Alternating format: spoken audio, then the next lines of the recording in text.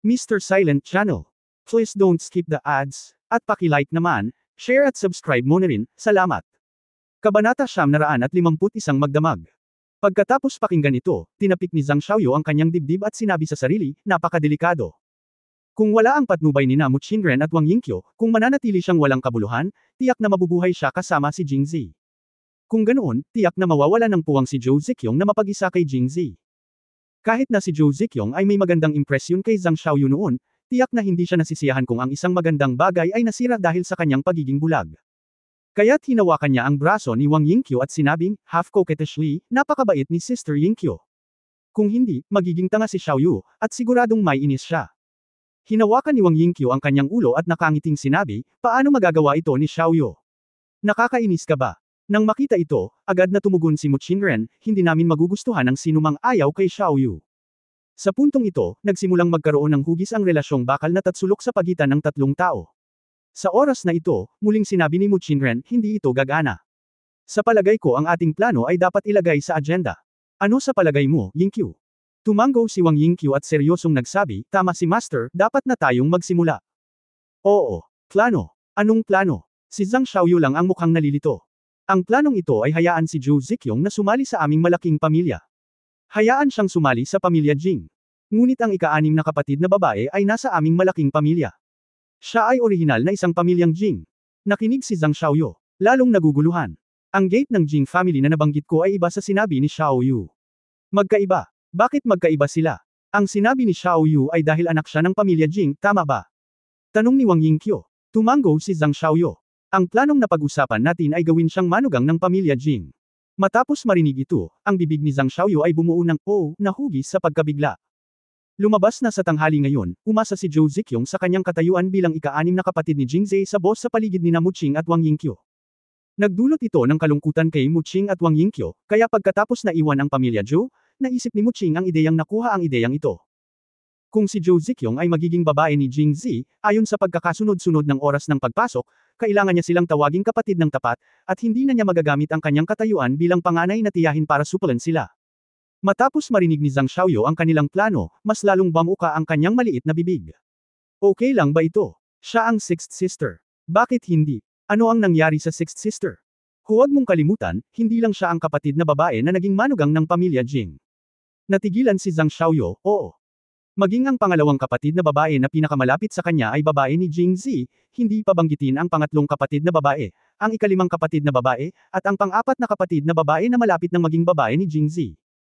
Buong pagmamalaking sinabi ni Mu Qingren, kagabi, nang hindi ko alam ang kanyang pagkakakilanlan, napansin kong mali ang paraan ng pagtingin niya sa aking asawa, na nangangahulugan na dapat niya itong magustuhan sa kanyang puso. Ngayong idinagdag na ang kanyang pagkakakilanlan, hindi ba't syempre? Tumango si Zhang Xiaoyu at sinabing, nang banggitin ito ng dalawang kapatid na babae, naisip ko na ito ay magagawa.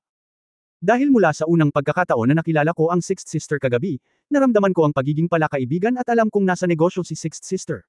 Nakakamangha, at hinimok pa niya ang aking asawa na ituloy ang ika-6 na kapatid na babae. Tama lang yan, hayaan mo siyang ibaba ng asawa mo, at kapag naging asawa na niya, siya na ang huling magsisimula, at dapat tawaging ate. Sa sandaling matapos magsalita si Wang Yingqiu, tuwang-tuwang sinabi ni Mu Qingren, sa oras na iyon, tingnan natin kung paano siya maglakas loob na makipag-usap sa atin ng may pag-aalinlangan. Ano man ang sinabi niya sa atin, babayaran ko siya. Sa oras na ito, si Zhang Xiaoyu pagkatapos ay nagtanong siya, ngunit, paano ipapatupad ang planong ito? Kung ganoon ay magsanib puwersa tayong tatlo. Seryosong sinabi ni Wang Yingqiu, kami ni Master ay dalubhasa sa biyenan. Pagdating ng oras, bigyan siya ng hangin ng unan at hayaan siyang manalo. Siya na. Sumagot din si Mu Qingren, ang focus ng planong ito ay ang lupigin si Zhou Ziqiong. Bagamat mayroon siyang nararamdaman para sa kanyang asawa, ngunit ngayong kakakilala pa lang nila, dapat ay nahihiya siyang magkaroon ng katayuan bilang kapatid. Kaya kailangan natin siyang itulak mula sa likuran. Paano? Tanong ulit ni Zhang Xiaoyu. Depende lahat kay Xiaoyu. Sina Mu Qing at Wang Yingqiu, isa sa kaliwa at isa sa kanan, ay kinuha ang kamay ni Zhang Xiaoyu at nakangiting sinabi, ngayon lang natin ito nakitang lahat. Siya ay may magandang impresyon kay Xiaoyu. Hanggat si Xiaoyu ng pribaduli. Pinuntahan siya ni Duo para hikayatin siyang alisin ang kanyang mga alalahanin at harapin ang kanyang tunay na nararamdaman. Pagkatapos ay nagpatuloy si Mu Qingren, kung aatake tayo kapwa sa loob at labas, paano ito makakayanan ni Zhou Ziqiong? Ngayong naging manugang na siya ng pamilya Jing, hindi na niya magagamit ang kanyang katayuan bilang ika-6 na kapatid para apihin tayo. Tingnan natin kung gaano siya ka-proud. Pagkatapos sabihin iyon, hindi niya nakalimutang magtanong, Xiaoyu, ano sa palagay mo ang ideyang ito? Tumango si Zhang Xiaoyu at sinabing may matamis na ngiti, ang ideya mula sa dalawang kapatid na babae. Ay, napakahusay. Para kay Zhang Xiaoyu, hindi niya naramdaman ang parehong paraan tungkol kay Zhou Ziqiong tulad ng nararamdaman ni Mu Qingren at ng iba pa na napakabait ni Zhou Ziqiong, pumayag siya ng hindi man lang iniisip, una dahil ayaw niyang masira ang interes ni na Mu Qingren at Wang Yingqiu, at pangalawa, gusto niya talagang manalo si Jing Zhe kay Zhou Ziqiong. Kung talagang binibilang niya, napag-isipan na niya ito bago magkaroon ng ideyang ito sina Mu Qingren at Wang Yingqiu, ngunit hindi niya alam na si Zhou Ziqiong ang ika-6 na kapatid ni Jing Zi noong panahong iyon. Ngayong may pagkakakilanlan na siya ng sixth sister, mas maganda pa ito. Nang makitang masayang sumang-ayon si Zhang Xiaoyu, walang alinlangang napakasaya ni na Mu Qing at Wang Yingqiu. Hinawakan nila ang kamay ni Zhang Xiaoyu at naging mas malapit ang kanilang relasyon kaysa dati, at pumunta silang tatlo sa Waxian Pavilion. Pagkaalis nilang tatlo, si Jing Zi at Zhou Ziqiong na lang ang naiwan sa bakuran. Ang ika-15 buwan ay 16 na bilog. Ngayong gabi, maliwanag ang buwan at kalat-kalat ang mga bituin. Kahit gabi na, bumabagsak ang maputlang liwanag ng buwan sa bakuran na puti pa rin. 6 na kapatid, saan ako matutulog? Nakangiting tanong ni Jing Zi. Fair na, ihahatid na kita dyan. Nagliwanag ang mga mata ni Zhou Ziqiong at hindi na siya makapaghintay. Dahil ang pagawaan ng mga tela ng pamilya Zhou ay ang pinakamalaking pagawaan ng tela sa Angwo, at ang pamilyang Zhou ay dating napakayaman noong ito ay pinakamaluwalhati, ang mansyon ng Zhou ay napakalaki. Ang pinto ng tindahan ng tela ng pamilya Zhou ay nasa tabi mismo ng Zhou Mansion. Marahil para mas mapadali ang pag-aasikaso sa negosyo, ang boudoir ni Zhou Ziqiong, na binisita ni Jing Zi noong umaga, ay nasa harap na bakuran, sa tabi mismo ng tindahan ng tela sa tabi. Hindi tulad ng boudoir ni Zhou Ziqiong, na matatagpuan sa harap ng bakuran, ang mga silid ng pakpak ng pamilya Zhou ay matatagpuan sa likod bahay. Pagkatapos, sinundan ni Jing Zi si Zhou Ziqiong at naglakad papunta sa likod bahay. Naglakad ang dalawa sa mga pasilyo at arko bago makarating sa likod bahay. Ang mga wing room sa likod bahay ng pamilya Zhou ay hindi itinayo ng magkasama. May malaking espasyo sa gitna ng hanay ng mga wing room. Maraming bulaklak, halaman at puno ang nakatanim dito, ngunit lahat sila ay hubad dahil sa taglamig. Inakay ni Zhou Ziqiong si Jing Zi pasulong at huminto sa harap ng isang pakpak. Kabanata 952 Anong masamang intensyon ang maaari kung magkaroon? Ito na. Tumayo si Zhou Ziqiong sa harap ng pinto at mahinang nagsalita. Sa ilalim ng maliwanag na liwanag ng buwan, medyo natarante si Jing Zi nang tingnan niya ang istruktura ng hanay ng mga silid at ang puno ng laurel na kasing kapal ng braso sa harap ng pinto. Ipinikit ni Zhou Ziqiong ang kanyang mga mata at nakangiting sinabi, kamukha ba? Patuloy na tumango si Jing Zi, mukhang magkatulad ito. Paano naalala ni Sixth Sister na ilipat ang aming lumang bahay dito? Ito ay lumalabas na kahit na ito ay ang istruktura ng townhouse, o ang puno ng osmanthus sa harap ng pinto, ay eksaktong kapareho ng kay Jing Zi at sa lumang bahay ng kanyang pamilya sa Jingzhou. Isang mabilis na pagtingin dito ay nagbigay kay Jing Zi ng ilusyon na siya ay nakatayo sa kanyang bayan sa Jingzhou. Mahinahong sinabi ni Zhou Ziqiong, mula nang umalis ako sa Jingzhou, wala na akong pagkakataong bumalik, at ang aking mga magulang at si Zier ay nagpunta rin sa Pangzhou. Akala ko hindi na ako makakabalik sa Jingzhou sa aking buhay, kaya hiniling ko sa mga tao na sundin ang istruktura ng lumang bahay. Ginawa itong ganito. Marahil naiisip ang pagkamatay ni Jing Wenmao at ng kanyang asawa, si Zhou Ziqiong ay naging medyo nanlumo. Si Jing Zi ay humakbang pasulong, marahang hinawakan ang kanyang mga balikat, at nakangiting sinabi, napakahawig nito, Sixth Sister. Nang makita ko ito sa unang pagkakataon, halos akala ko nakabalik na ako sa Jingzhou. Talaga. Nang marinig ang sinabi niya, ang mga mata ni Zhou Ziqiong ay naningkit sa crescent moon sa tuwa, at nakangiting sinabi niya, kung gayon, pumasok tayo at tingnan. Pagkatapos sabihin iyon, inakay niya si Jing Zi para buksan ang pinto.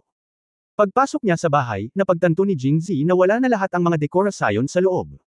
Napakaayos at bagong-bago, ngunit dahil bago ito, parang hindi pa ito na live-in. Nagtanong si Jing Zi, Sixth Sister, hindi ka pa ba nakatira dito? Umiling si Zhou Ziqiong at sinabing, dahil magkahawig sila. Tuwing pumupunta ako dito, naiisip ko ang aking mga magulang at si Zier. Noong nasa Jingzhou ako, lagi kong kasama si Zier, kaya pagkaupo ko pa lang dito sa kama, hindi ko maiwasang isipin. Kaya natatakot ako, kaya hindi ako natulog dito. Noong nasa Jingzhou ako, kasi siya ay bata pa, at si Jing Zi ay makapal din ang balat. Buong araw siyang tumatambay sa kanyang mga kapatid na babae at ginugulo sila sa gabi. Natutulog siya sa ibang kapatid na babae tuwing gabi, kaya sinabi ito ni Zhou Ziqiong. Matapos marinig ang kanyang sinabi, hinawakan ni Jing Zi ang kamay ni Zhou Ziqiong at sinabing, medyo natutuwa ngunit medyo nakakaawa, ika-6 na kapatid na babae, lumalabas na hindi ka nang ahas. Ngayong nandito na si Zier, maaari kang manatili at matulog ngayong gabi. Hindi rin ginawa iyon ni Jo Zekyong. Pagkatapos ng maraming pag-iisip, umiling siya pagkatapos marinig ito at sinabing, noong una itong itayo, naglalagay lang kami ng mga kama sa silid ni Zier, at ang mga kama sa ibang mga silid ay walang laman. Gabi na, huli na para sa mga tao na magdala ng mga kama dito. Ang gulo, kalimutan na natin ito. Dahil ang bahay na kinaroroonan nila ngayon ay huwaran sa kwarto ni Jingzi sa lumang bahay sa Jingzhou, at ang mga nakapalibot na silid ay ang mga silid na tinitirhan ng mga kapatid ni Jingzi noong mga bata pa sila. Kaya pagkatapos pakinggan ang mga salita ni Jingzi, hindi sinasadya ni Jo Zekyong na naramdaman ni Jingzi na gusto siyang patuloyin ni Jingzi, ngunit ayaw niyang makahanap ng sinumang magdadala ng kanyang kama, kaya tumanggi siya. Gayunpaman, ang sumunod na mga salita ni Jingzi ay natakot sa kanya, ika-anim na kapatid na babae, hindi kita hiniling na manirahan sa kapitbahay. Kung hindi ka kapitbahay, saan ka mabubuhay? Bago niya matapos ang kanyang mga salita, natigilan si Jo Zekyong. Nakatitig kay Jingzi, hindi niya maisara ang kanyang bibig. Oo, dito ka na lang matulog sa tabi ko. Sabi ni Jingzi, sabay turo sa kama na parang one-to-one replica ng lumang bahay sa Jingzhou. Dahil ito ay isang kumpletong kopya ng kama sa lumang bahay sa Jingzhou, ang kama na ito ay hindi masyadong malaki. Kung dalawang tao ang humiga dito, wala man lang puwang sa gitna. Namula agad ang mukha ni Jo Zekyong. Paano ito gagana? Paanong hindi ito gagana? Ako, ikaw, matanda na tayong lahat. Ibinaba ni Jo Zekyong ang kanyang ulo, at ang nahadjap ng kanyang mga mata ay ang matambok na umbok sa kanyang dibdib, oo, lahat sila ay lumaki na.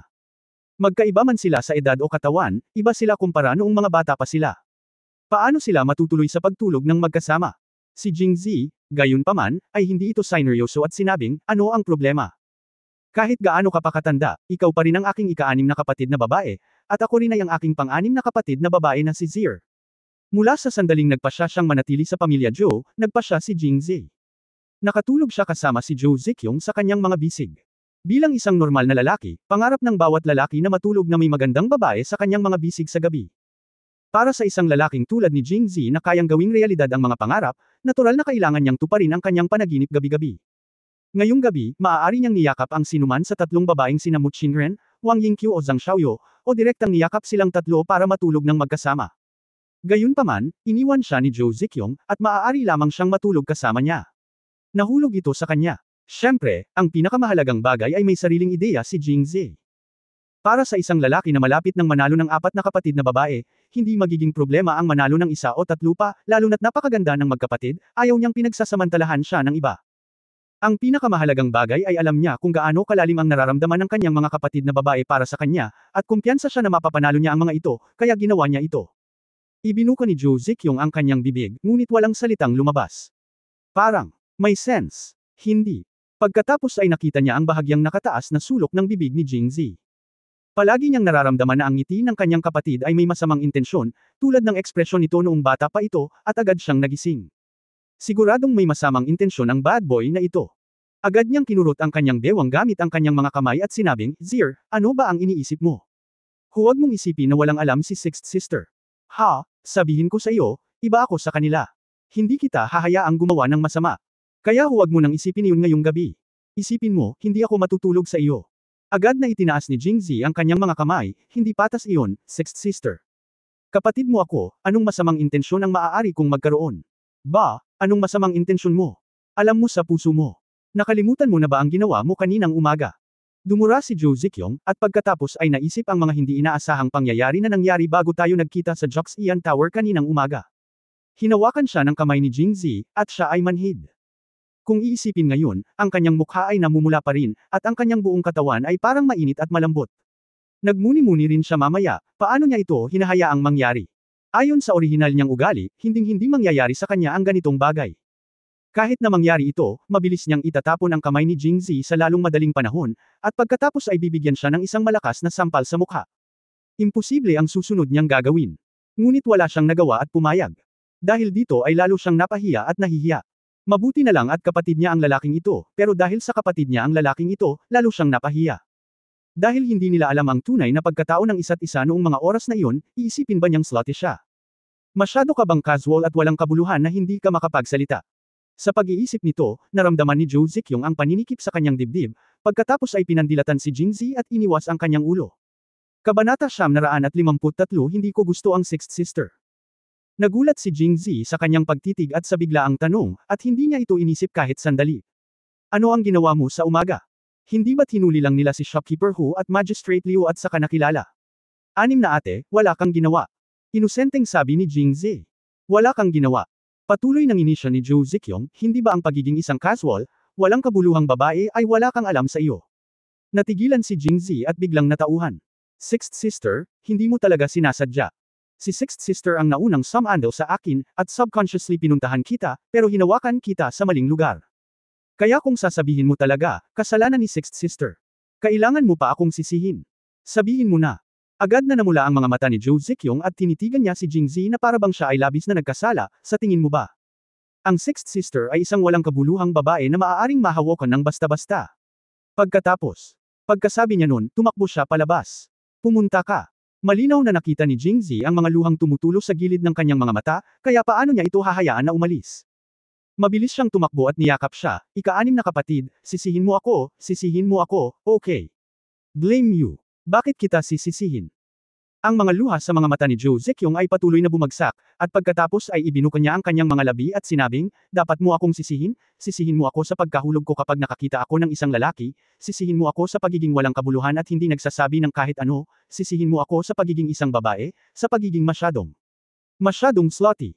Sa pagtatapos ng pangungusap, si Zhou Ziqiong ay humihikbi na, at tila sa ayaw niyang makita siya ni Jingzi na umiiyak, ibinaling niya ang kanyang ulo sa gilid, at pagkatapos ay sinampal si Jingzi, sinusubukang palayain siya.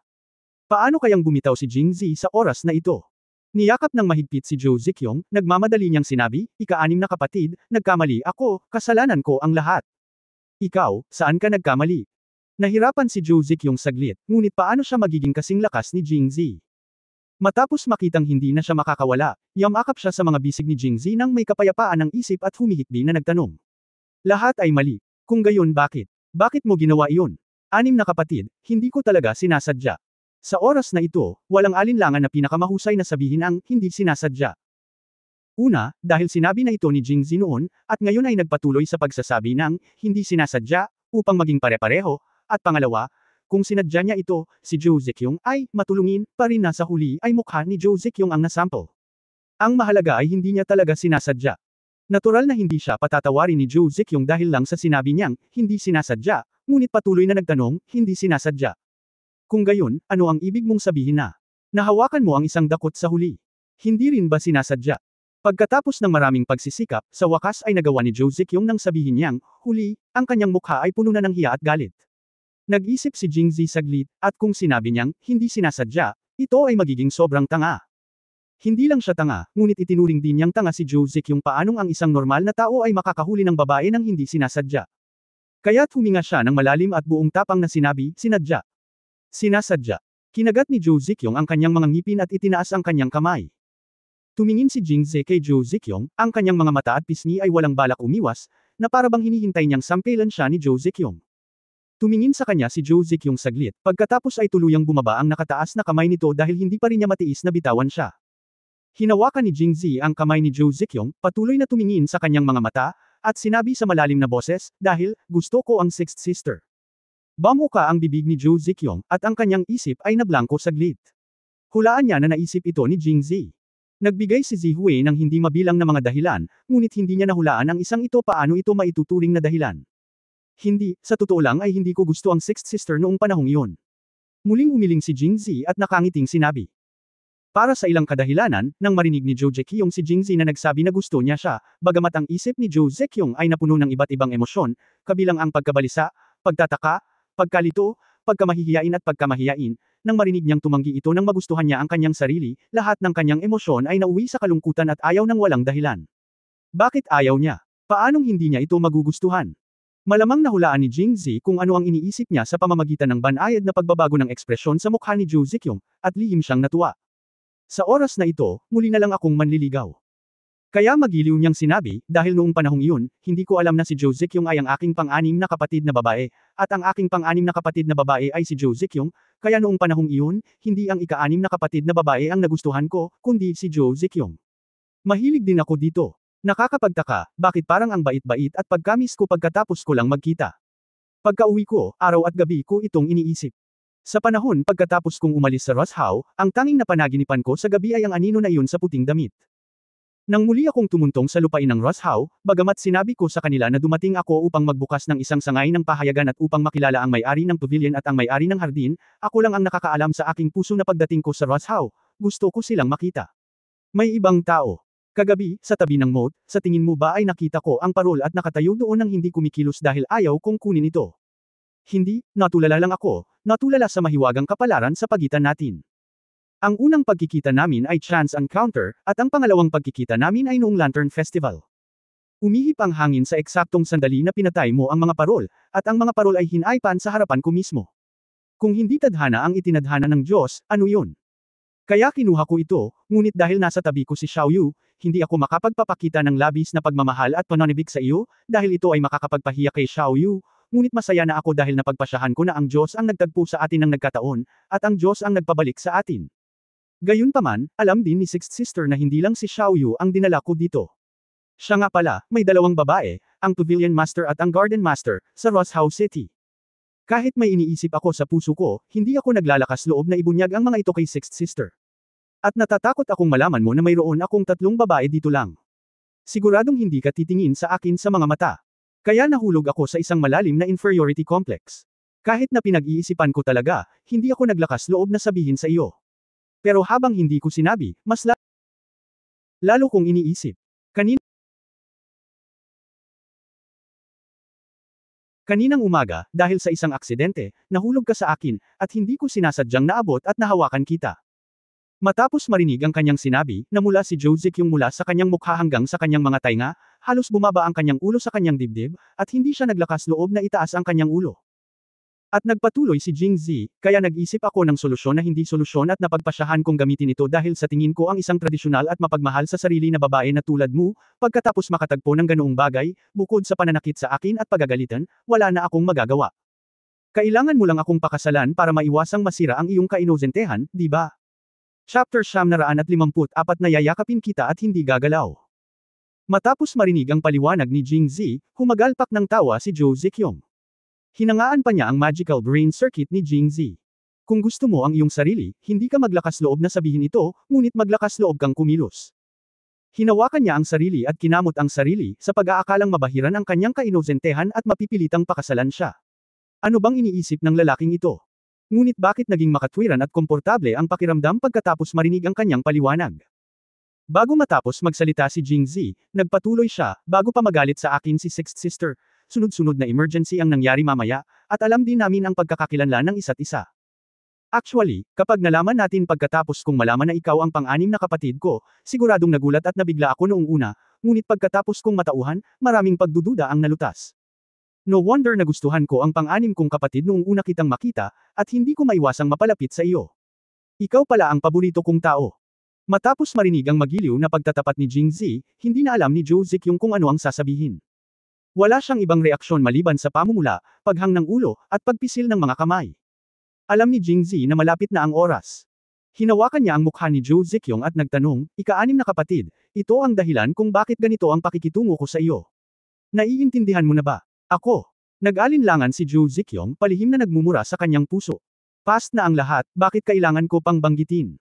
Ang kasalukuyang kahihiyan ay dulot ng kanyang sarili. Nakalimutan na niya kung gaano siya nalilito ngayon lang.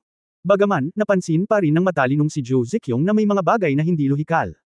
Halimbawa, paano kaya naging manipis ang balat ni Jingzi? Nagustuhan niya ang sarili niya pero hindi siya naglakas loob na sabihin ito. Kung siya ay manipis ang balat, paano siya mananalo ng napakaraming kapatid na babae? Gayunpaman, ayaw niyang ituloy ito sa oras na ito, dahil anuman ang mangyari, ang kakayahan ni Jingzi na sabihin ang mga salitang ito ay nagpapatunay na talagang gusto niya ito. At sapat na iyon. 6 na kapatid na babae, ano sa palagay mo? Ako. Napabuntong hininga si Zhou Ziqiong, wala akong iniisip. Iniisip ko lang na hindi ako matutulog dito ngayong gabi.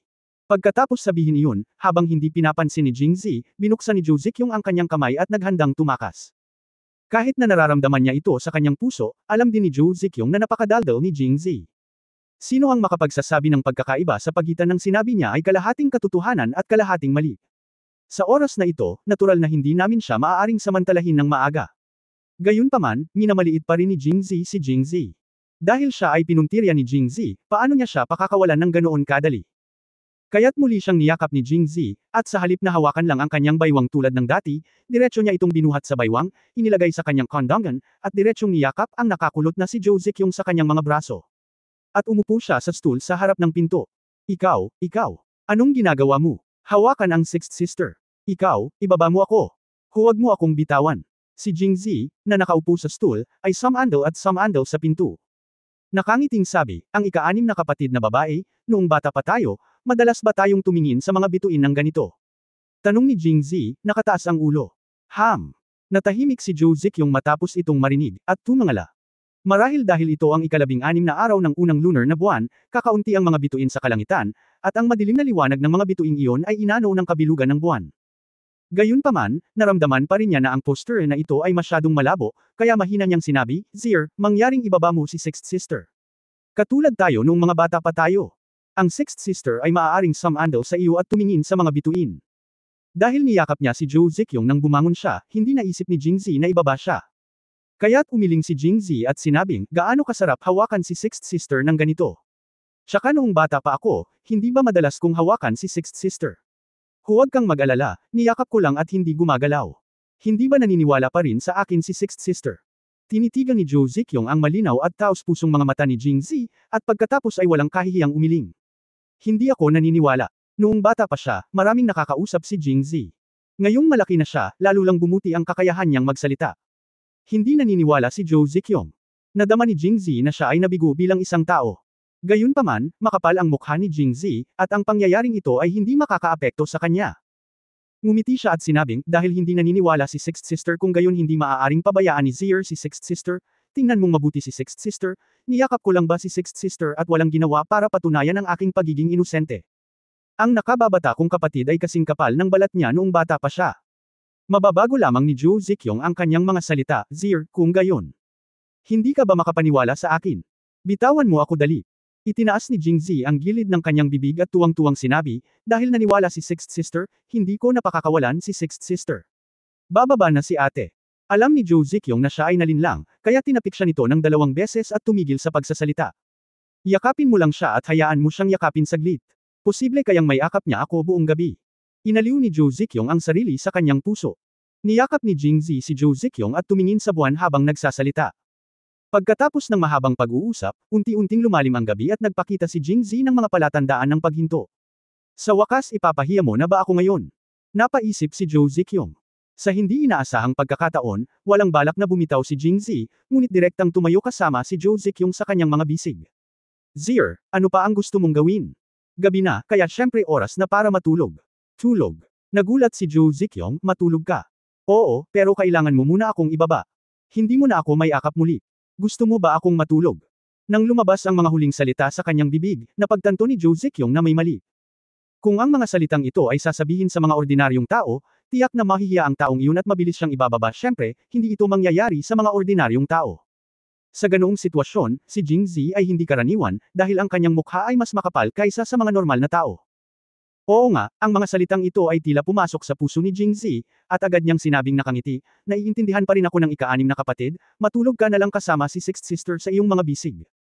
Pagkatapos ng ilang sandali ng katahimikan, sinabi ni Jo Zekyung sa malalim na boses, Zir, hindi. Si Sixth Sister, hindi ba madalas akong matulog kasama si Sixth Sister noong bata pa ako? Bakit hindi ko magawa iyon ngayon? Wala na siyang kahihiyan, at binalak ni Jingzi na sukdulan ang kanyang walang hiyang espiritu. Sabi mo, bata pa tayo noon. Ilang taon na ba tayo ngayon? Paano pa tayo matutulog?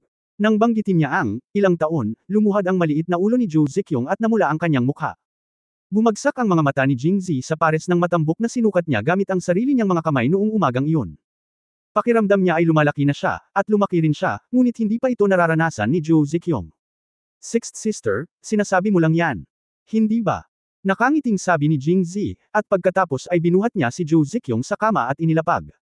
Kasabay nito, sumunod siyang mabuti at nahiga sa kama habang si Jo Zekyung sa kanyang mga bisig. 6 na ate, huwag kang mag-alala, yayakapin kita at hindi kikilos. Kabanata 955 lahat ng patay. Matapos marinig ang mga salita ni Jingzi, umungal si Jo Zekyung sa kanyang puso. Hanggang yakap lang ba ang binibigay mo? Wala ka pa bang ginagawa? Anong bibig ng lalaki, sinungaling?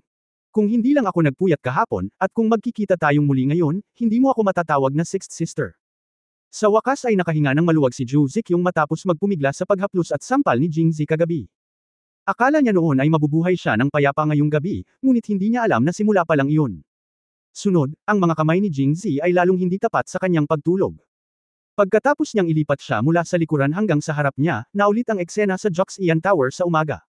Kung hindi niya pinuprotektahan ang kanyang mga kamay, siguradong makatulog si Zhou Ziqiong dito. Ang sarili niyang damit ay maaaring punitin niya, hindi pa banggitin ang mga bagay sa loob ng damit. Napagtanto niya sa oras na iyon na ito ay talagang ang pinakamahusay na pagpipilian upang hayaan siyang ilagay ang kanyang mga kamay sa likod ng kanyang likod, hayaan siyang hawakan ito, kahit na kung siya ay punitin ang damit sa harap sa pamamagitan ng mga damit.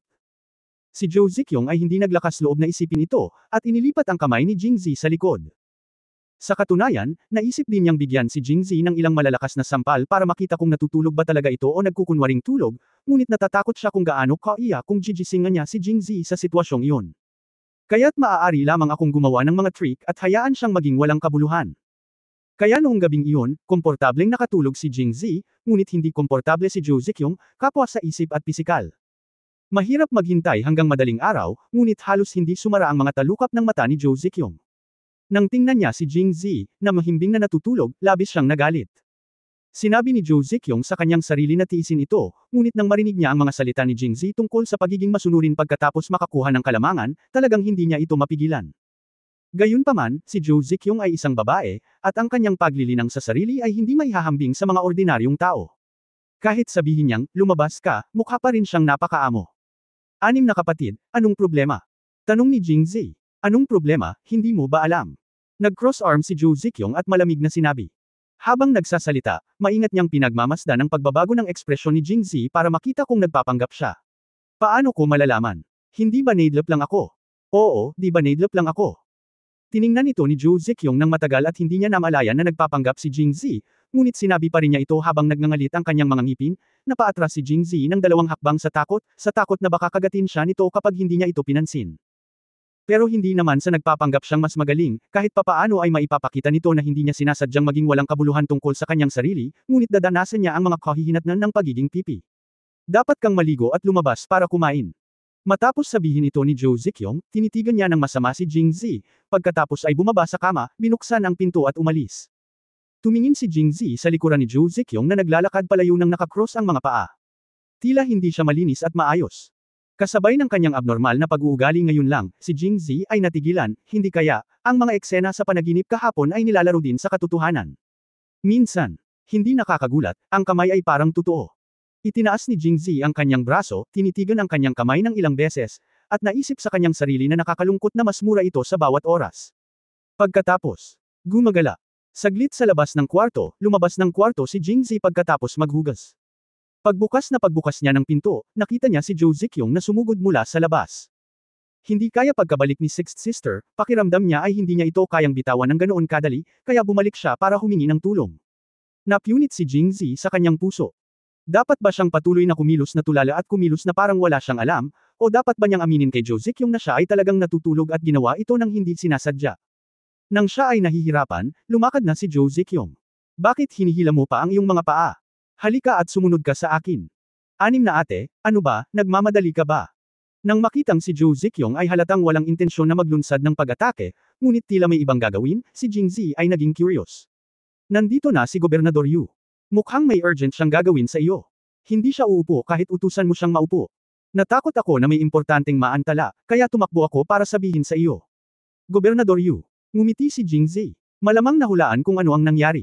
Mukhang hindi talaga mapakali si Prince Yu at diretsyong piniling kumilos sa gabi.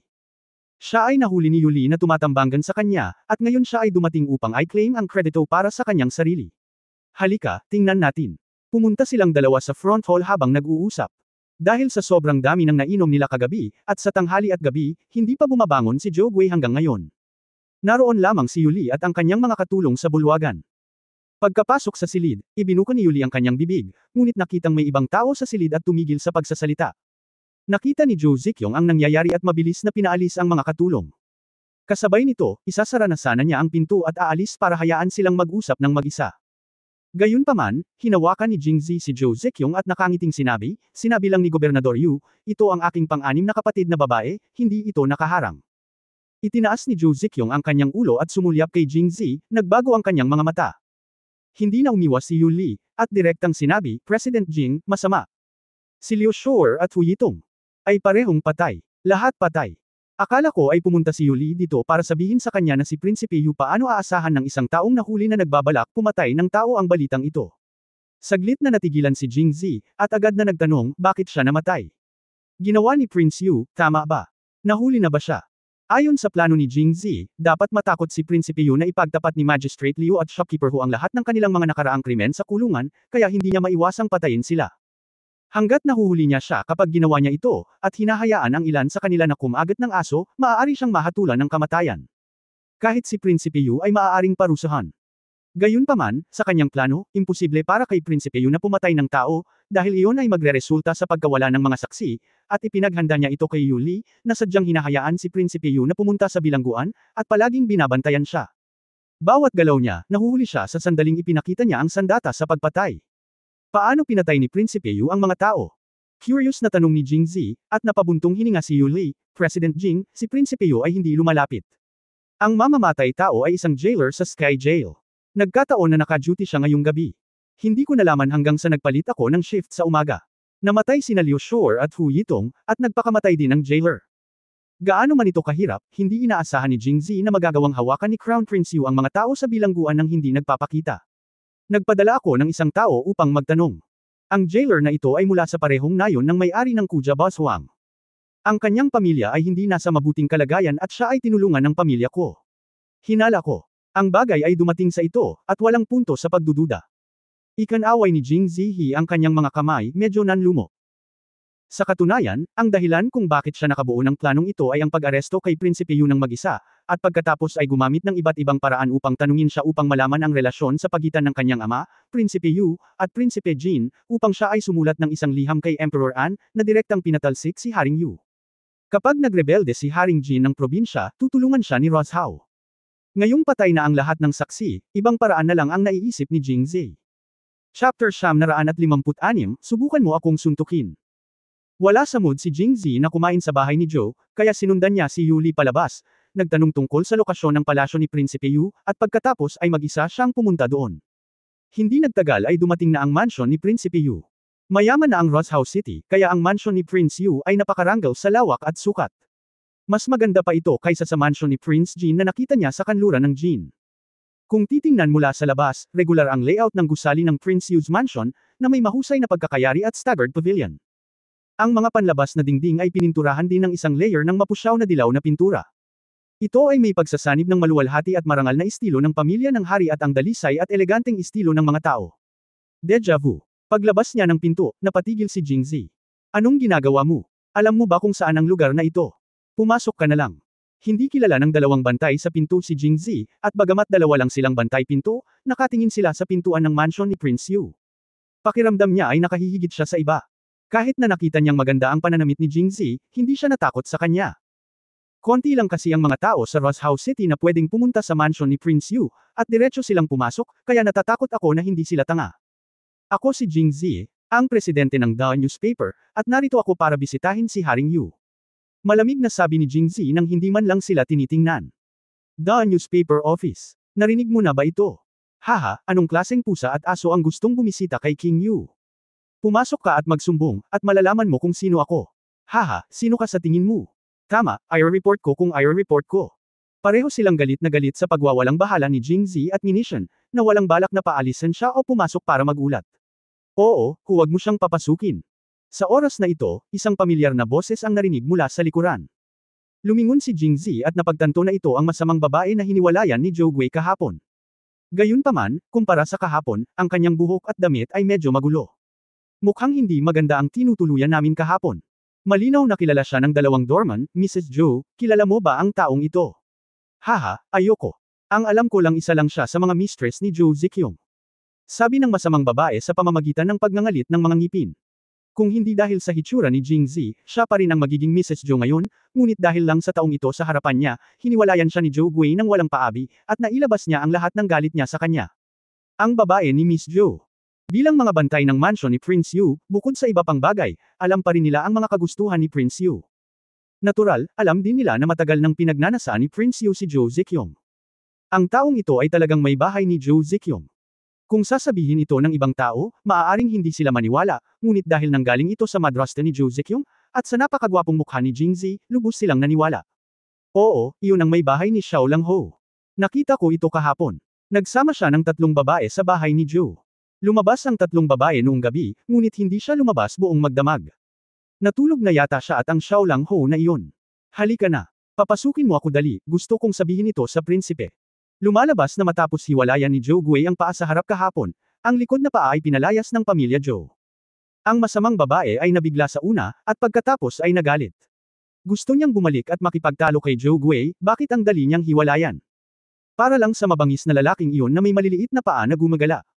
Gusto ba niyang masaktan si Prinsipe Yu para sa gayong ligaw na tao? Dahil dito, nang subukan niyang pumasok muli sa bahay ni Zhou, ang katulong na dumating upang tingnan ang pinto ay tumanggi siyang pasukin. Pagkatapos ay nakita niya si Prinsipe Yu na nagmamadaling pumunta sa bahay ni Zhou. Naisip niya na ang pagdating ni Prinsipe Yu ay maglalabas ng kanyang galit, kaya siya ang ligaw na lalaking si Jingzi ay binugbog at pinalayas.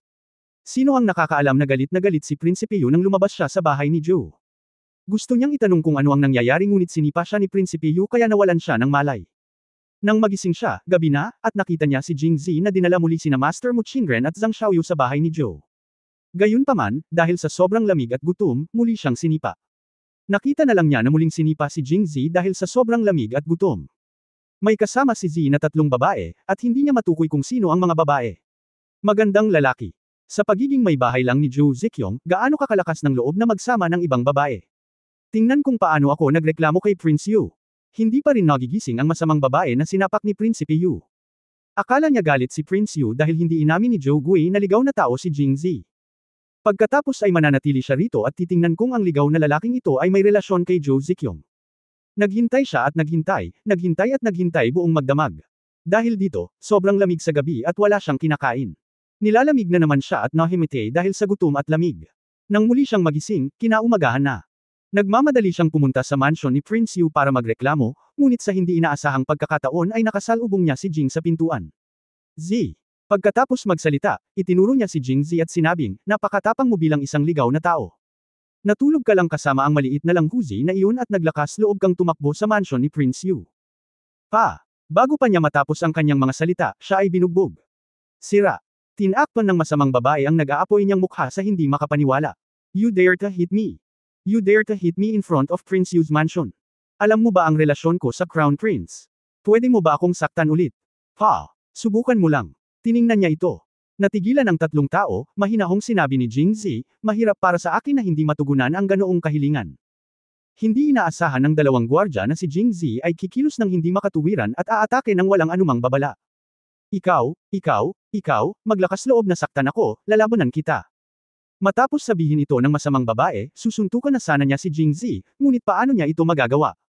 Muli siyang sinampal ni Jingzi gamit ang kanyang backhand, at sapat na ang puwersa para mapalipad siya ng ilang metro ang layo. Buti na lang at nakatalikod siya sa 2 gwardya at nahuli siya ng mga ito. Ikaw. Ako. Napaawang ang bibig ng masamang babae dahil sa pambubugbog. Hindi niya masabi ng buo ang, ako, sa mahabang panahon, ngunit ngayong natikman na niya ang kapangyarihan ni Jingzi, hindi siya nang ahas na sumugod ng padalos-dalos. Dahil alam niya na ang lalaking ito ay walang pakialam sa katotohanang siya ay isang babae, at siya ay isang matandang babae din. Para sa isang lalaking hindi marunong rumspito sa matanda at nagmamalasakit sa mga kabataan, at hindi nakakaalam na ang mga babae ay isang vulnerable na grupo, ang hamak na babae ay maaari lamang siyang drawn sa kanyang puso, pagkatapos ay humiwalay sa kamay ng gwardya, at maghanda na sumugod sa palasyo ni Prinsipe Yu. Ikaw, anong ginagawa mo? Pero may mas hindi inaasahang nangyari sa kanya. Pinigilan talaga siya ng guard na pinapasok siya sa bahay nang makita siya noon. Magrereklamo ako sa Crown Prince. Bagamat ang 2 gwardya ay nagpahayag ng pakikiramay sa masamang babae na binugbog at mariing kinundena si Jingzi, wala silang balak na pasukin siya. Mrs. Zhou, ang prinsipe ay nagbigay ng tagubili na hindi ka napapayagang pumasok muli sa palasyo. Dapat kang bumalik. Tungkol sa reklamo, maaari kaming pumunta doon para sa iyo. Bagamat nakikiusyoso rin ang 2 gwardya kay Haring Yu. Kung bakit maglalabas ng ganoong utos ang prinsipe, ngunit hindi sila nag-abalang manghula, tinupad nila ito. Kabanata 957 Pagpasok sa mansyon ni Prinsipe Yu. Nagalit ang masamang babae nang marinig ito. Naisip niya na ang dalawang gwardya ay gustong kumuha ng kredito matapos marinig mula sa kanya ang tungkol kay Jingzi at Zhou Ziqiong na nag-iisa, kaya tumanggi silang pasukin siya sa bahay para sila mismo ang magsumbong kay Prinsipe Yu. Kayong dalawang asong nagbabantay, bakit hindi mo ako pinapasok sa bahay? Alam mo ba ang relasyon sa pagitan ko at ng Crown Prince? Maniwala ka man o hindi, sa isang pangungusap lang, hiniling ko sa Crown Prince na palitan kayong dalawang asong bantay. Bagamat pinagalitan siya ng masamang babae, siya naman ang madrasta ni Zhou Ziqiong, at kadalasan ay maganda ang relasyon niya kay Prinsipe Yu, kaya wala talagang magawa sa kanya ang dalawang gwardya.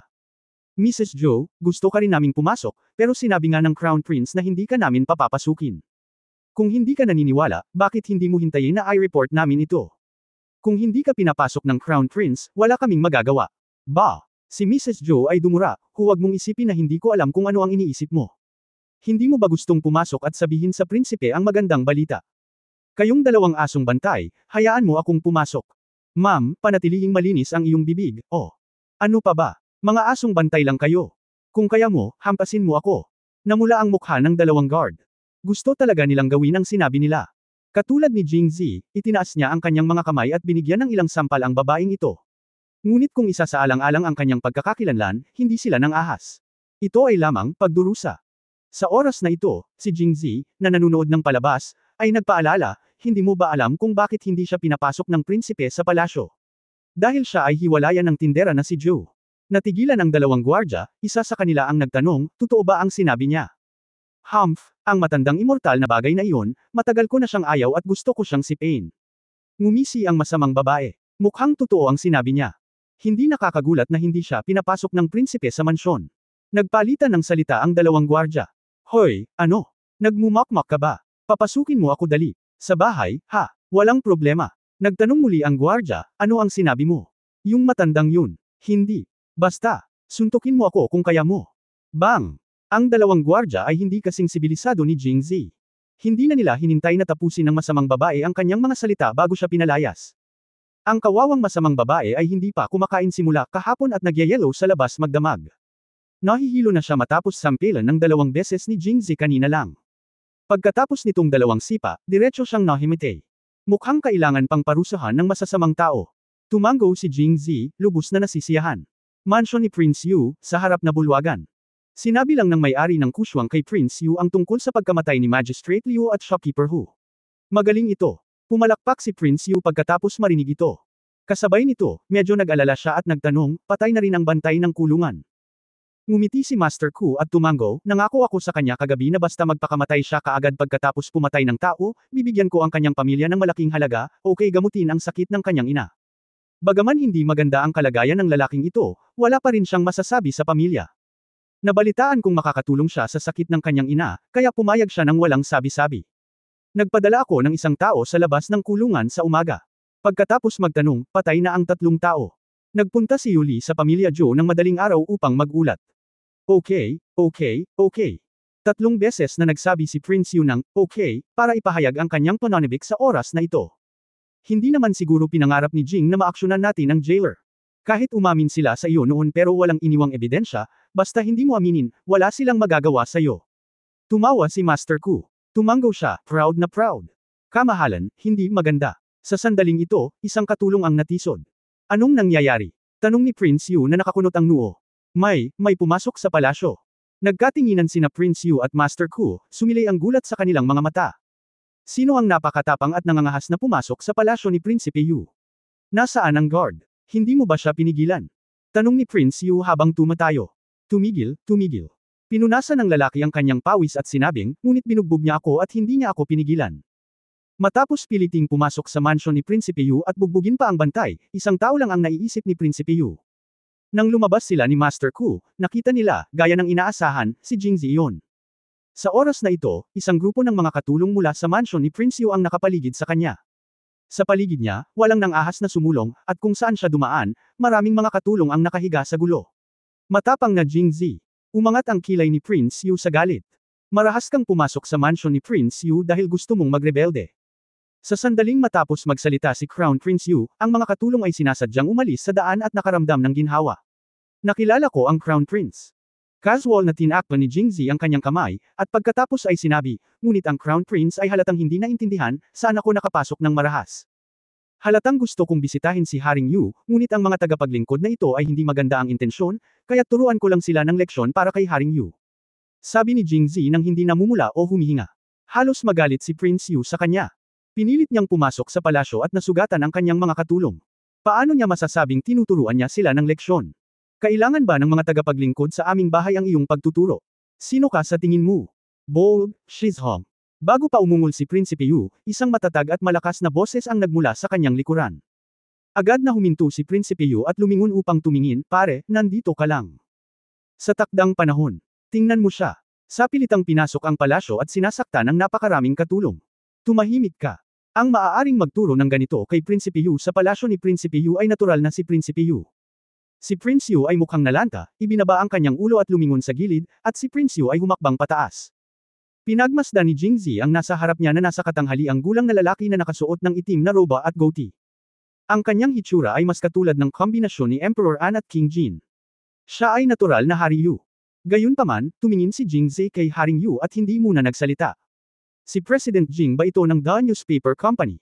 Pagkatapos ay sumagot si Jingzi, ang mas mababang opisyal, ay nakilala si Haring Yu. Tumanggo si Haring Yu, at naging matalim ang kanyang mga mata. Si Pangulong Jing ang una hindi ba't medyo hindi makatwiran na talunin ang napakaraming katulong sa mansyon ni Prinsipe Yu sa unang pagkakataon.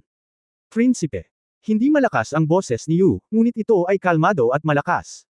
Tila may napakalaking momentum at kamahalan sa kanyang boses. Kung ang mga ordinaryong tao ay nakinig sa kanya, natatakot ako na matatakot ako kung sasabihin ko ang naunang pangungusap. Gayunpaman, tumawa si Jingzi at sinabing, bumalik kay Haring Yu, nanggaling ako sa Jingzhou upang magbigay ng espesyal na pagbisita kay Haring Yu sa utos ng kanyang kamahalan. Hindi ko inaasahan na pipigilan ako ng mga tagapaglingkod sa iyong bahay. Hindi ba ito ay lantarang pagpukaw sa banal na Panginoong Longwei? Kaya tuturuan ko sila ng leksyon para kay Haring Yu, kaya hindi na ako kailangang pasalamatan ni Haring Yu. Kabanata 958 Kabanata 970 Paghaharap. Sinaktan mo ang sarili mong utusan tapos sasabihin mo pa. Kung ito ay higit na walang kahihiyan, natatakot ako na walang higit na walang kahihiyan kaysa kay Jingzi. Hindi napigilan ni Prinsipe Yu matapos itong marinig. Nanaginip ka. Halatang sinaktan mo ang mga tao ng mag-isa, ngunit sinabi mo pa rin na protektahan ang kapangyarihan ng banal na dragon. Mayroon ka bang imperial na utos sa iyong kamay? Umiling si Jingzi at tapat na sinabi, hindi. Kung walang imperial decree, bakit mo sinasabi na ito? Pumunta ka sa mansyon ng ating Prinsipe Yu sa utos ng kanyang kamahalan. How dare you hit anyone without imperial edict? Mayroon akong verbal edict, na isa ring edict. Nakakatawa. Galit na tumawa si Prinsipe Yu, masasabi mo lang. Kaya mo bang talunin ang mga katulong ni Prinsipe Yu kung pilit mong sinisira ito? Maaari mo bang arestuhin ang ating mga tao ni Prinsipe Yu kung sasabihin mo lang ang isang bagay? Tumanggo si Jingzi at sinabing, maiintindihan mo yun. Gatlang M. Paano sasabihin ni Prinsipe Yu kay Jingzi? Maaari lamang siyang tumalikod at humingi ng tulong sa kanyang ama, si Prinsipe Yu, tatay, iyan ay isang maling utos mula sa banal. Bilasan mo at utusan siyang arestuhin. Nakangiting sabi ni Jingzi. Ang Crown Prince ay hindi masyadong naniniwala sa akin, gusto mo bang ilabas ko ang Emperor's Sword at ipakita muli ito sa Crown Prince? Hindi nakaimik si Prince Yu sa publiko, sinasabi ko sa iyo ang tungkol sa oral instructions, bakit gusto mong makita ko ang Emperor's Sword? Hindi ka ba naniniwala, kamahalin? Nasa akin pa nga ang Emperor's Sword. Kailangan ko bang magpanggap na ipapasa ang bibig ng banal na emperador? Pagkatapos magsalita, nginisya niya, upang umatras, gamit ang Emperor's Sword na ito, kahit na magkunwari akong ipinapasa ang bibig ng banal na emperador, gagawin pa rin ng prinsipe ang ano ang magagawa mo sa akin. Natigilan si Prince Yu. Alam niyang matapang si Jingzi, kung hindi ay hindi niya matatalo ng hayagan ng mga katulong ng palasyo ni Prinsipe Yu, ngunit hindi niya inaasahan na ganoon kalakas ang loob ni Jingzi. Sabihin sa lahat, nasa akin ang Emperor's Sword at magagawa ko ang anumang gusto ko. Ano ang maaari mong gawin sa akin? Shizong, tumahimik ka. Sa oras na ito, si Haring Yu ang hamarang sa kanila. Alam ni Haring Yu na si Jingzi ay nagsasabi ng totoo. Kahit na wala siyang mga tagubilin ng banal na espiritu, ang Emperor's Sword lang ang magagamit niya, lalo pat matalo ang isang tao, kahit na pumatay siya ng tao, ano ang magagawa nila sa kanya? Mahuli siya. Sino ang huhulihin? Sinong nang ahas na hulihin siya? Sumulat ng isang alaala kay Emperor An para ilantad ang kanyang mga krimen. Hindi banggitin kung gaano katagal bago makarating ang memorial sa palasyo, ngunit kahit na dumating ito, tutulungan ba sila ni Emperor An? Sa huli, natatakot ako na hindi ito matatapos, o patuloy itong mag-aaway. Hindi gustong makita ni Haring Yu ang ganitong uri ng resulta, kaya't maaari lamang siyang magdusa sa pagkawala ng pagiging pipi.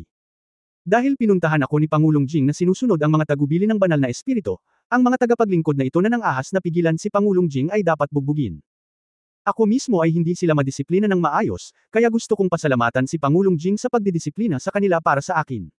Sabi ni King Yu sa malalim na boses. Haha, hindi karapat-dapat banggitin, hindi karapat-dapat banggitin.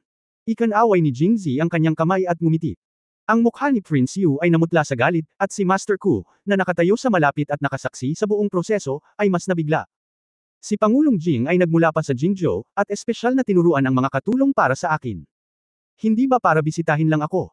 Tumingin si King Yu kay Jingzi at malamig na nagtanong. Dumating si Xiaoguan mula sa Jingzhou na may utos na magbukas ng isang sangay ng The Newspaper. Sa pagkakataong ito pagdating ko sa mansion ni Prince Yu, bukod sa pagbisita kay Prinsipe Yu, gusto ko ring imbitahan si Prince Yu na dumalo sa opening ceremony ng The Newspaper bukas at putulin ang ribbon para sa pahayagan. Okay. Sa totoo lang, may tatlong dahilan kung bakit pumunta si Jingzi dito ngayon. Una, pagdating niya sa Roshow, gustuhin man niya o hindi, tiyak na dadalawin niya si Haring Yu. Ito ay isang usapin ng etiketa at prinsipyo. Pangalawa, napatay si Magistrate Liu at Shopkeeper Hu, na nangangahulugan na natalo siya sa laban na ito kay Prince Yu. Ngunit hindi siya nasisiyahan at nagalit, kaya kusa siyang lumapit at binugbog ang mga katulong ng mansion ni Prinsipe Yu, na itinuturing na isang ginhawa. Ang pangatlo ay ang opening ceremony bukas. Sa anumang kaso, bilang pinakamataas na katayuan ng tao sa Roshow City, inimbitahan siya ni King Yu na putulin ang laso. Sa anumang kaso, maaari itong ituring bilang pagtaas ng antas. Kung hindi, kapag ang seremonya ng pagbubukas ay gaganapin sa Roshow City, si Haring Yu ay hindi kung hindi siya magpakita, ang mga tao ay makaramdam na may mali sa kanilang mga puso, kaya kailangan nila siyang imbitahan. Bukas, ha? Saglit na nag-isip si Haring Yu, pagkatapos ay sinabi, nagkataon lang, hindi ako komportable sa aking baywang kamakailan. Nabalitaan ko na may isang ginoo na dalubhasa sa paggamot sa baywang ang dumating sa lungsod mula sa ibang mga lugar, kaya nakipag-appointment ako sa kanya bukas. Isang ginoo ang pumunta sa bahay upang tingnan ako, kaya natatakot akong hindi siya makapunta. Oh, ayan na. Mukhang nanghihinayang si Jingzi, sayang naman. Pagkatapos ay sinabi niya sa kanyang sarili, itong mahistrado na si Liu. Ang tindero na si Hu ay namatay ng malungkot. Halatang may natatakot na sila ay magsabi ng labis, kaya't inupahan nila ang tagapagbilanggo upang patayin siya at patahimikin. Ayon sa akin, dahil patay na silang lahat, hindi na kailangang ipagpatuloy ang investigasyon, at ginagawa ko na ito kamakailan. Siya ay abala sa opisina ng pahayagan at sa pagbubukas ng Wenxiangzhou, kaya paano siya nasa mood na magmalasakit sa anumang bagay. Ngunit sinabi ni Gobernador Yu na ang bagay na ito ay napakahalaga, at sinabi rin niya na ang kalbong waiter sa Joxian Tower ay hindi pa napupugutan ng ulo, kaya dapat ay marami siyang alam sa loob. Magpadala ng mabibigat na tropa para i-escort siya pabalik sa Jingzhou at ibigay siya sa kanyang kamahalan para sa personal na interogasyon. Natatakot ako na hindi magtatagal para ma-recruit niya silang lahat. Magiging malinaw kung mayroong anumang malalaking shot sa likod niya. Bagamat ito ay self-inflicted. Nagsasalita si Guzi, ngunit ang boses ni Jingzi ay hindi tahimik. Kahit papaano ay malinaw na narinig ito ni King Yu. Matapos bigyan ng matalim na tingin si Prince Yu, nagsalubong din ang kanyang mga kilay. Si Jingzi naman ay lihim na nagmamalaki. Salamat sa kanyang katalinuhan, nagkaroon siya ng backup na plano. Sa pagkakataong iyon, hinailan niya palabas ang kalbong waiter at pinugutan ito ng ulo, ngunit hindi siya pinugutan, kundi nag-iisang nakakulong sa kulungan ng langit. Bagamat tiyak na hindi niya gaanong kilala si Shopkeeper Hu at iba pa, ang sinabi niya wala silang anumang timbang, ngunit hanggat nabubuhay pa siya ng isang araw, may isang taong hindi komportable sa isang araw. Oo nga, pagkatapos niyang magsalita, nagbago ang ekspresyon ni King Yu. Si Jingzi ay lihim na natuwa, at pagkatapos ay hindi siya tumigil at iniabot na lamang ang kanyang kamay. Dahil may gagawin si Haring Yu bukas, sayang naman. Kailangan kong pumunta sa Tianlao para pag-usapan si Gobernador Yu kung ipapadala ko ba ang kalbo sa Jingzhou, kaya aalis muna ako. Natapos si Jingzi. At tumalikod na talaga para umalis. Nakita ni Haring Yu na siya ay nag-aalala at agad na kumaway, sandali. Oh, King Yu, may iba pa ba? Lumingon si Haring Yu para tanungin si Prinsipe Yu, ang ginoong iyon ay orihinal na nagsabi na babalik siya bukas. Nakipag-appointment lang ako sa kanya bukas. Ngunit bukas ang pahayagan ni Pangulong Jing, at hindi maganda kung hindi ako pupunta. Maaari mo bang kausapin ang ginoong iyon at bumalik kinabukasan? Medyo na short circuit si Prince Yu.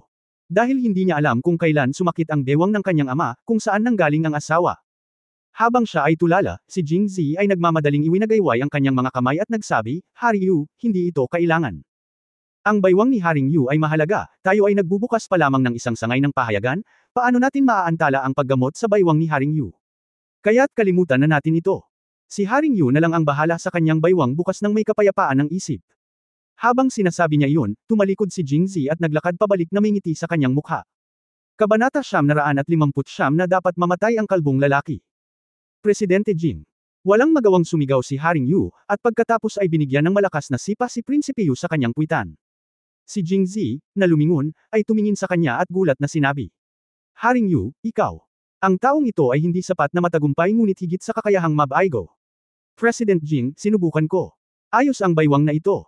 Hihilingin ko kay Shizong na ipaalam sa Ginoo na iyon mamaya at hayaan siyang manatili sa Roshao ng isang araw pa. Pagkatapos putulin ang laso para kay President Jing, hahayaan ko siyang hindi pahuli ang lahat para pagalingin niya ako. Okay lang ba? Ang usapin ni Pangulong Jing ay higit na mahalaga kaysa dito. Napagkasunduan na bukas ay naroon ang hari. Maraming salamat. Haring Yu. Ikinulong ni Jingzi ang kanyang mga kamay, tumalikod at lumabas ng pinto, sa pagkakataong ito ay umalis na talaga siya. Pa! Sa sandaling lumabas si Jingzi, isang malutong na sampal ang tumunog sa looban. Ama! Tinakpan ni Crown Prince Yu ang kanyang mukha at nag-alinlangan. Sa oras na ito, hindi siya nang ahas na humingi ng awa. Masyado siyang kinakabahan ngayon lang. Hindi niya naiintindihan ang intensyon ng kanyang ama hanggang sa matapos makipag-usap si Haring Yu kay Jingzi, ngunit huli na ang lahat, at hindi masakit ang isang sampal. Manunood ka pa ba dito? Pagkatapos ng laban ni Haring Yu, tumingin siya kay Master Ku ng malamig na mga mata at nagtanong. Tara na, baby. Iniyuko ni Master Ku ang kanyang ulo at tumakbo palayo. Pagkaalis niya, sinundan ni Prinsipe Yu si Haring Yu sa harapang bulwagan. Pagkapasok niya sa pinto, nagtanong si Haring Yu, alam mo ba kung bakit kita binugbog?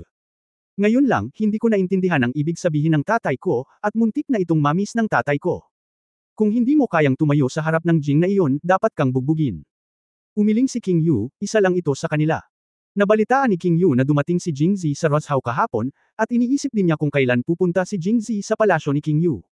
Kapag binisita mo siya, anong ugali ang gagawin mo para bisitahin siya? Kapag bumisita siya, paano niya ito dapat bigyan ng suntok para mapahina ang kanyang espiritu? Ngunit hindi niya inaasahan na lilito si Jingzi sa ganitong paraan. Upang sabihin na ito ay isang pagbisita, ay mas mahusay na sabihin na ito ay upang sampilan siya sa mukha. Sa wakas ay naiintindihan na niya kung bakit noong nakilala niya kamakailan ang kanyang kapatid na si King Jin, nagngangalit siya sa tuwing nababanggit si Jingzi, ngunit wala siyang magawa. Oo naman, ito ay isang matigas na isa. Gayunpaman, sa ngalan ng pagbisita, sinampal ni Jingzi ang gwardya ng mansyon ni Prinsipe Yu sa harap ng kanyang mukha, kaya nang marinig niyang iimbitahan siya ni Jingzi na putulin ang laso, alam niyang dumating na ang pagkakataon. Kapag sinaktan mo ba ako sa mukha, bibigyan kita ng mukha. Kaya't handa siyang tumanggi, ngunit sino ang nakakaalam na si Jingzi ang magkukwento tungkol sa kalbong waiter, na talagang isang banta sa kanya. Kung dadalo siya sa ribbon cutting ceremony bukas, hindi na niya i-review ang kalbong waiter. Kung hindi siya dadalo, si Jingzi Wudzi ay tiyak na magkakagulo si Zi tungkol sa kalbong waiter. Pagkatapos timbangin ang mga kalamangan at kahinaan, tiyak na sasali siya. Ngunit sinabi na niya na hihilingin niya sa kanyang asawa na suriin ang kanyang baywang bukas, kaya maaari lamang niyang hilingin kay Prinsipe Yu na makipagtulungan sa kanya. Sino ang nakakaalam na siya ay kasing tanga ng isang asno at hindi maintindihan kung ano ang ibig niyang sabihin, kaya't siya ay pinalo niya. Pangalawa, dahil nagpadala ka ng mga tao para patayin sina Liu Shuor at Hu Yitong, bakit hindi mo rin patayin ang mga kalbo? Mariing sabi ni King Yu. Ibinaba ni Prinsipe Yu ang kanyang ulo at ulong, ang pakialam ko lang ay hayaan silang patayin ng mga tao, kalbo. Kalimutan mo na ito. At sinabi kahapon ng lalaking nagngangalang Jing na pupugutan niya ng ulo ang kanyang kalbo. Sino ang nakakaalam na kusa niyang itago ang kanyang kalbo? Ano? Tungkol sa lalaking nagngangalang Jing na napakalihim. Hari. Pinandilatan siya ni Yu, siya ay napaka-insidious, ngunit ikaw ay masyadong walang utak, kung hindi, maaari siyang maging napakayabang. Ang prinsipe ng korona ni Haring Yu ay sinasanay na ngayon na parang apo ni Haring Yu. Nangako ako sa kanya na dadalo siya sa ribbon cutting bukas. Sa katunayan, nakipagkasundo ako sa kanya. Hindi niya isasama ang kalbo sa Jingzhou pansamantalang ngunit ayon sa paglalarawan ng iyong tiyuhin, hindi siya mapagkakatiwalaang tao, kaya ang kalbo ay hindi maaaring manatili. Ang ibig sabihin ng tatay ko. Dahil kaya mong patayin sina Liu Shuor at Hu Yitong nang walang nakakapansin, hindi naman siguro mahirap maging kalbo, di ba? Kaya, hindi maaaring nasa kamay ng iba ang iyong kapalaran. Dapat mamatay ang kalbo. Oo, naiintindihan ko. Ang mga mata ni Prinsipe Yu ay kumislap sa dilim, at halatang nakaisip siya ng isang hakbang. Si Zhou Zikyong ay ang kanyang ika-6 na kapatid na babae, alam mo ba? Alam ko. Gusto ng ama na balaan ang kanyang anak na huwag magkaroon ng anumang ideya tungkol kay Zhou Zikyong sa hinaharap, tama ba? Sabi ni Prinsipe Yu sa mahinang boses. Matagal ko nang alam na anak siya ni Jing Wenmao, pero napigilan na ba kita? Maganda na ngayon ang negosyo ng Kuja Cloth Shop. Maaari mong dagdagan ng apoy si Ku Wenlong at ibagsak ang Joji Cloth Shop sa isang pagkakataon, na mas madaling supalan. Ang diwa ni Jing. Pagkasabi nito, nagpatuloy si Haring Yu sa pagngisi, at alam mo rin ang plano ng iyong tiyuhin. Kapag nagtagumpay ang plano, bakit matatakot sa kanya ang Jing na ito, lalo pa ang kanyang pang-anim na kapatid na babae? Kahit ang iba pa niyang mga kapatid na babae, maaari mo silang agawin kung gusto mo. Akala ko pipilitin siya ni Haring Yu na itigil ang paghabol kay Zhou Zikyung para maiwasang magalit si Jingzi, ngunit hindi ko inaasahan na talagang susuportahan siya ng kanyang ama. Kunin mo ang mga kapatid ni Jingzi. Pagkatapos mag-react, tuwang-tuwa si Prinsipe Yu, aking mahal, maraming salamat, aking ama. Maraming salamat, aking ama. Pupunta ako ngayon sa Panginoon ng Kushuang at gagawa ako ng pangmatagalang plano upang sirain ang tindahan ng tela ng pamilya Zhou. Tumango si Haring Yu na may kasiyahan, at kasabay nito ay hindi niya nakalimutang magbabala, bago magsimula ang plano ng iyong tiyuhin, hindi ka pinapayagang gamitin ang maruruming pamamaraan na iyon para makipag-ugnayan kay Zhou Zikyung, para hindi siya magalit at masira ang plano ng iyong tiyuhin. Hindi mo ito kayang bayaran. Nagmamadaling sumang-ayon si Prinsipe Yu, huwag kang mag-alala, ama.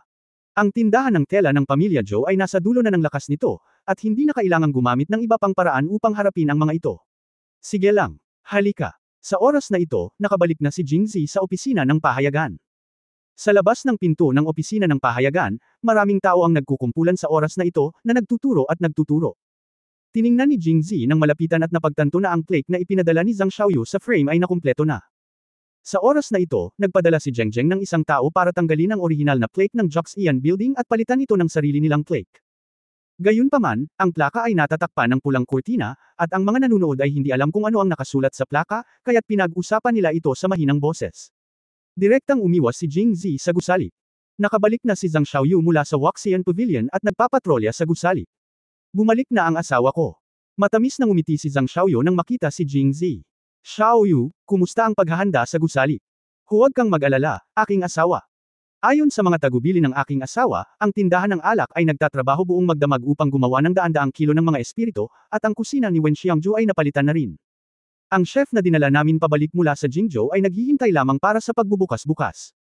Tumango si Jingzi na may kasiyahan, ngunit si Zhang Xiaoyu ay may pananagutan lamang sa mga gawain ng Wen Xiangju at Zhangja Winery, at hindi ang winery o ang Wen Xiangju, na may basbas ng mga espiritu, ang negosyo ay tiyak na magiging maganda. Kaya ang pangunahing prioridad sa pagkakataong ito ay ang opisina ng pahayagan, kaya tinawagan ni Jingzi si Chen Jianan. Kabanata 960 Vixen at Black Bear Monster. Sa oras na ito, mukhang malungkot si Chen Jianan. Ano ba, nakapag-ayos na ako ng magandang trabaho para sa iyo, bakit parang malungkot ka pa rin? Alam mo bang maraming kapatid ang naiinggit sa iyo? Hindi ka ba madalas pumunta sa Gulanli para manligaw at tumula sa napakaraming babae? Nandito ka ba? Ngayong napakaraming babae, hindi ka na makatanggi. Si Chen Jianan ang namamahala sa mga gawain ng pahayagan, at ang pinakamahalagang bagay sa mga gawain ng pahayagan ngayon ay ang ayusin ng mga drama para sa mga babaeng iyon. Bilang Chen Jianan, medyo berde sa libu-libong bulaklak, hindi talaga maisip ni Jingzi kung ano ang ikinalulungkot niya, totoo na hindi alam ng isang buong lalaki kung kailan nagugutom ang isang taong nagugutom. Gaano karaming mga tao ang nangangarap ng trabahong ito? Matapos marinig ito, nagpatuloy si Chen Jianan na may pagniwi sa kanyang mukha, President, sino man ang handang gawin ang ganitong uri ng magandang trabaho ay magagawa ito. Ayokong gawin ito. Kung sasabihin mong hindi ko ito magagawa kung gayon hindi ito magagawa. Sa hindi inaasahang pagkakataon, gusto ni Chen Jianan na gawin ito para kay Jingzi ay napaka-curious na itapon ang magandang trabahong ito at sabihing hindi siya sapat sa publiko. Kasabay nito, hindi niya nakalimutang itanong, sino sa inyo ang handang humalili sa Editor Chen at pamahalaan ang mga gawain ng pahayagan? Hindi masasabi ng mga lalaki na hindi sila sapat. Matapos marinig ito, hindi ipinakita ng staff ng pahayagan ang umaasang ekspresyon na inaasahan ni Jingzi, ngunit sabay-sabay na umiling ang kanilang mga ulo. Ang mga gawain sa pahayagan ay tila naging mainit na patatas, at walang nang ahas na pumalit. Tumingin si Zhang Xiaoyu sa gilid, tinakpan ang kanyang bibig at ngumisi. Sir, mas mabuting pumunta ka at tingnan mo mismo. Okay, sumama ka sa akin. Maging si Zhang Xiaoyu ay nagsabi nito. Tila ang mga bagay sa opisina ng pahayagan ay hindi kasing simple ng iniisip niya, kaya kinawayan ni Jingzi ang kanyang kamay. Naglakad kasama ang isang grupo ng mga tao na naghihintay. Bago pumasok sa opisina ng dyaryo, ang una kong narinig ay ang ingay. Tatlong babae umano ang gumaganap ng isang dula, ngunit ngayon ay isang malaking palabas na ang pag-eensayo para sa 10 o 20 babae. Matapos makapasok sa opisina ng pahayagan, sa wakas ay napagtanto ni Jingzi kung bakit ganoon ang reaksyon ni Chen Jianan at ng iba pa. Nakita niya ang isang grupo ng mga kababaihan na nakasuot ng makukulay na damit na nagdaldal doon na nagpaikot sa kanyang ulo. Nang makitang pumasok si Jing Zi, isang grupo ng mga babae ang umungal at pinalibutan siya. President Jing, bakit hindi mo laruin ang The Story of the Red Chamber? Oo, Presidente Jing, gusto ko pa ring maglaro ng Daio. Ikaw lang. Daio. You should play your Vixen. Anong nangyari sa Vixen? Mas maganda pa sa halimaw mong Black Bear. Pagkaraan ng ilang salita, isang grupo ng mga babae ang agad na nagsimulang magtalo. Si Chen Jianan at ang iba pa ay sinasadyang umatras, iniwan si Jing Zi na mag-isa sa gitna ng opinyon ng publiko, upang maramdaman niya ito. Paano nila ginugol ang araw na ito? Oo nga, nang makita nila ang ekspresyon ni Jing Zi na unti-unting nanigas nang napapalibutan siya ng mga babae, ngumiti sila ng matamis, hindi rin pala kaya ni President Jing. Hindi mahalaga kung ito ay The Newspaper Branch, o Wenxiangju at Zhangja Winery Branch, ang tatlong tindahang ito ay nagpupuno sa isa't isa. Gayunpaman, kabilang sa tatlong tindahang ito, ang pinakamahalaga at napakalawak ay walang alinlangan ang sangay ng pahayagan, dahil ito ay nagdadala ng isang tiyak na gawaing pampulitika at maaaring magpadala ng pilosopiyang namamahala ni Emperor An. Kapag hinog na ang mga kondisyon, maaari rin itong magsulong ng sapilitang edukasyon.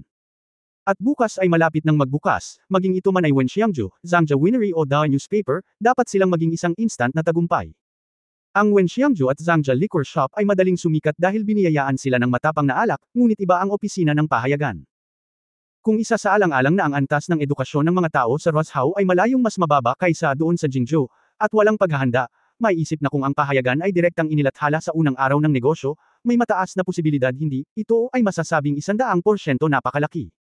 Kaya naisip ni Jing Zi na gawing teatro ang lobby sa unang palapag ng opisina ng pahayagan. Magtatanghal muna siya ng isang dula at pukawin ang gana ng lahat sa pamamagitan ng pagtatanghal, at pagkatapos ay magsisimulang maglimbag at mamigay ng mga pahayagan. Ito rin ang pangako niya sa mga Golan Girls, para lahat sila ay maglaro ng paborito nilang kwento sa Red Mansions. Kaya bakit ang lakas ng reaksyon nila ngayon?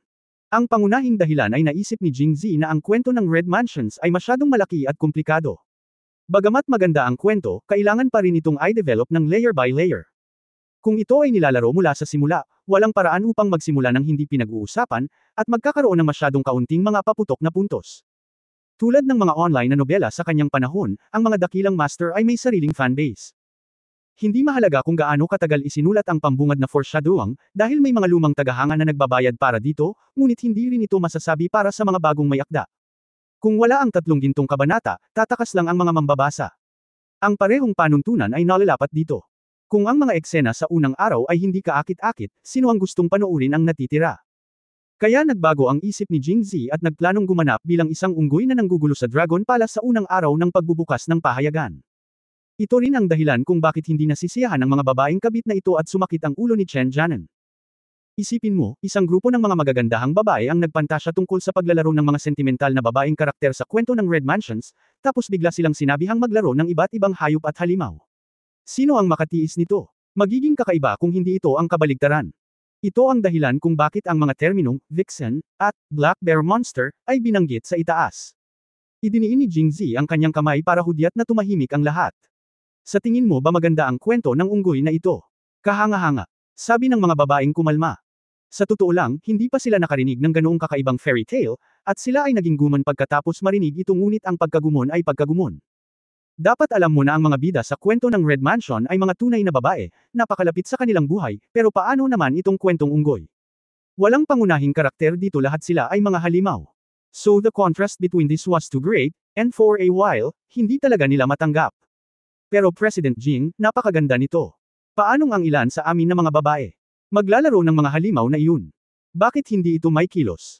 Sinabi ni Jing Zi na hindi nasisiyahan, sinabi mo rin na ang kwentong ito ay napakagandang ikinwento, ngunit paano kung ito ay ginanap? Hindi mo kailanman naisip ang tungkol sa mga karaniwang tao ng Roshao, pati na rin ang mga matataas na eskolar at dignitaryo ng Roshao. Ano ang magiging reaksyon mo kapag nakita mong gumaganap ka ng napakagandang kwento?